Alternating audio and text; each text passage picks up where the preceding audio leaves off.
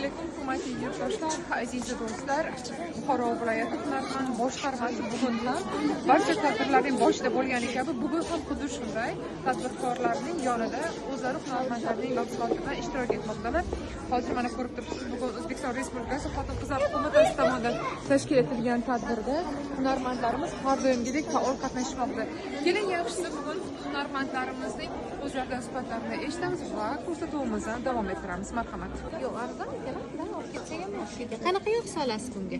Bunga jir bilan yog'laymizda. Chixil jir.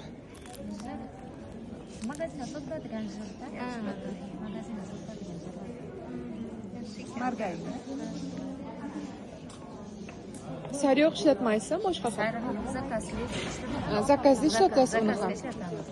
Rahmat. Rahmat. Hurmatli tadbirkorlar, bugun tadbirga juda ham faol ishtirok etishyapti. Assalomu alaykum. Qaysi tumandan kelgansiz? Ro'metan tumani. Qo'yja qishlog'idan. Bekor vaqtlarimizdan material nimalar tikib. Ko'rpachalar tikasiz, yostiqlar ichidlarni.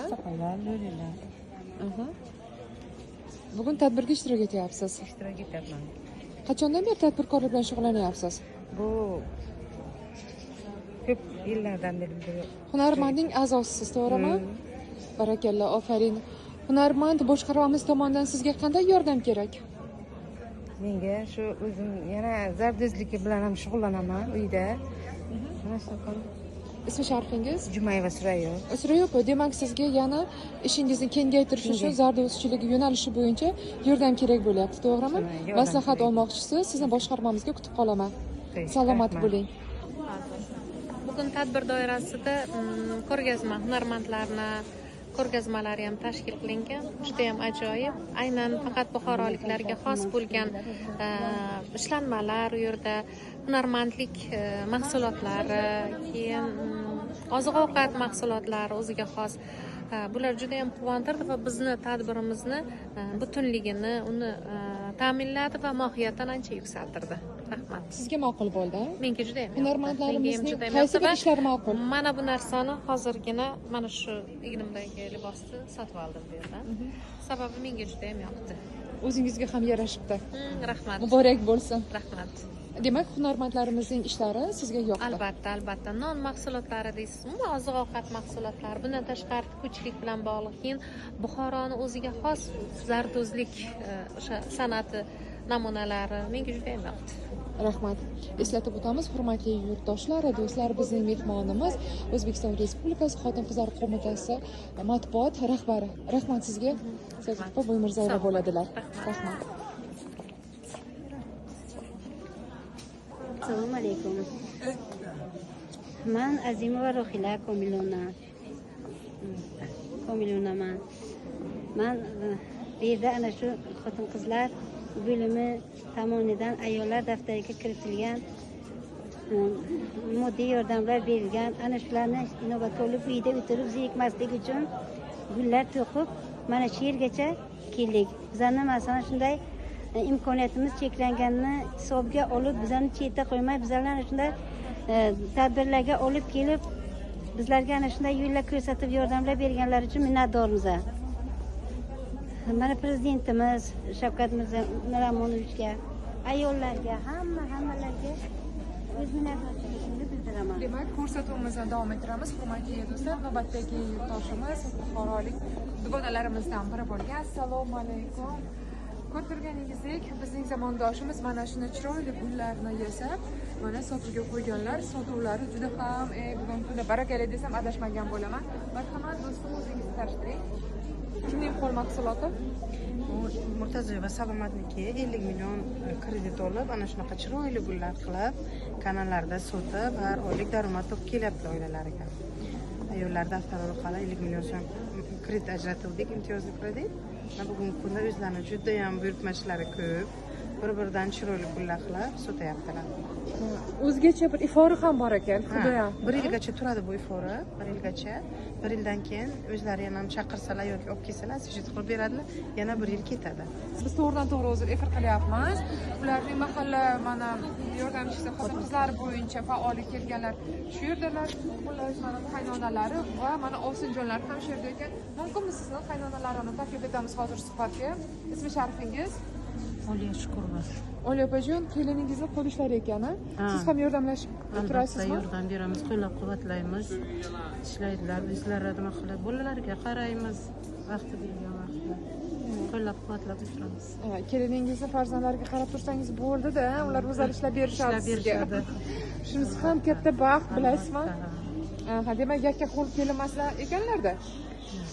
Rahmat sizga, hunarmandimizni qo'llab-quvvatlanganingiz uchun tashakkurlarimizni bildiramiz. Hurmatli yurtdoshlar, yana sizga mana ko'rsatib o'taman. Bizning Buxoromizda mana shunday gullarni chiroyli qilib berayotgan hunarmandlarimiz bisyor saf kengayib ketyapti. Buning uchun biz ularga tashakkur aytamiz va bayram bilan muborakbod etamiz. Keyingi hunarmandning yoniga boramiz, marhamat. Tadbirimizning keyingi ishtirokchisi Zulayho bo'ladilar. Zulayho, bugungi kunda mana shu milliy liboslarimizni chiroyli qilib zamonaviy tikish bilan olib boradi. Do'stim, hormasinlar. Libosning chiroyligini ko'rsatamiz hozir. Mana o'zlarining qo'l ishlari juda chiroyli qilib tikishibdi. Endi suhbatga taklif etamiz do'stimni. Hunarmandchilik yo'nalishini qachon o'z bo'yningizga olgansiz? Ancha oldin olganda 1 yil oldin kredit olib boshladik. 1 yil bo'ldi, kredit olib boshlagansiz. Qancha kredit olgansiz davlatdan? Birinchisi 22 million kredit olib boshladik. Endi hozirgi kunda yana kengaytirish uchun 50 millionlik kredit olib kengaytiryapmiz.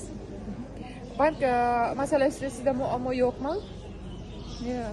Chunki bu savolni har doim bizning uyushmamiz rahbari va boshqarmamiz rahbari so'rab turadilarki, hunarmandlarimiz bilan yuzma-yuz bo'lganingizda so'rang, qaysi hunarmandimizda muammo bo'lsa, kamchiligi bo'lsa, aytishsin, biz yaqindan yordam beramiz deyishadi. Shu sabab ham hammalaringizdan so'rayman, kamchiliklar bormi deb. Bormi? Yo'q. Yo'q, Kamchilik yo'q. Demak, hurmatli yurtdoshlar, biz mana shu hunarmandlarimizning yonida bo'lganimizdan har doimgidek faxrlanib yana bitta gap aytamanki, qaysisida qanday muammo bo'lsa, albatta biz daraklab rahbariyatga aytamiz, yordam kerak bo'lsa va albatta yordam ham beramiz. Hunarmandimning kelgusidagi ishlariga rivoj tilab, keyingi qahramonim bilan hozir suhbatlashamiz. Ketdik. Men Kogon shahar Do'stlik mahallasidan Shodiyeva Oliyaman. Ishimizni boshlaganimizga 3 yil bo'ladi. 2 yil davomida men bu qo'l ishi bilan boshlagan edik. Hozirgi paytda esa sex ochib, ro'molcha tikib, 20 ta xotin-qizlarni ish bilan band qilib, ishimizni davom ettiryapmiz. Demak, eslatib o'tamiz, bizning hunarmandimiz 20 ga yaqin xotin-qizlarni ish bilan band qilishda ko'maklashmoqdalar. Marhamat, davom etamiz fikrimizni. Shunday nasib etsa, Xudo xohlasa yana kengaytirish niyatimiz bor. Hurmatli do'stlar, aytib o'tish kerak, Ra'no opamlar Kogon shahrida yashaydilar. Kogon shahar markazida yashab turib, mana shunday asallarni yetishtirib chiqarayotganlar. Asallari bor ekan, hozir o'zlaridan eshitamiz. Shahar markazida yashab turib ham asal yetishtirish mumkinmi? Mumkin. Asallarni qishdan chiqqandan keyin ularni ko'payish mavsumi boshlanadi bahor paytida. Ularni ko'payish mavsumiga siz yordam tariqasiga ularga obязательно shakar qilib berasiz.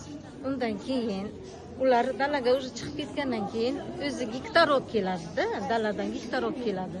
U sizni bergan sharbatingizga hech qanday aloqasi yo'q. Muhtoj emas. Ular dalaga chiqib ketgandan keyin o'zi olib keladi u gektarni. Tushunarli. Rahmat, Ra'no opa.